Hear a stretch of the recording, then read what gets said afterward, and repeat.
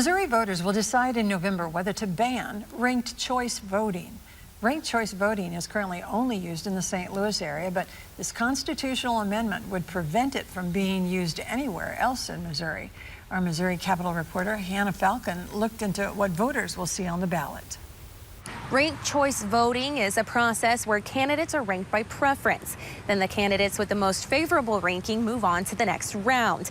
Voting continues until a candidate receives over 50% of the vote. I asked the state's top election official how this ballot measure could affect Missouri's elections. Historically, we have always used the person who gets the most votes wins. Missouri Secretary of State Jay Ashcroft supports the proposed ban on ranked choice voting. It's being pushed to change the outcome, and I don't think that when you lose an election, you should try to change the rules. The ballot language asks Missourians if they want to amend the state constitution to only allow U.S. citizens to vote, ban ranked choice voting, and only have the single winner of a primary election on the general election ballot.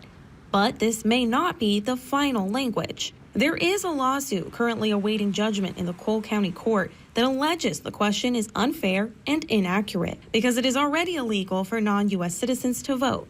Representative Peter Meredith tells me that if passed, this measure could have some unintended consequences. Our Constitution right now says all citizens have the right to vote.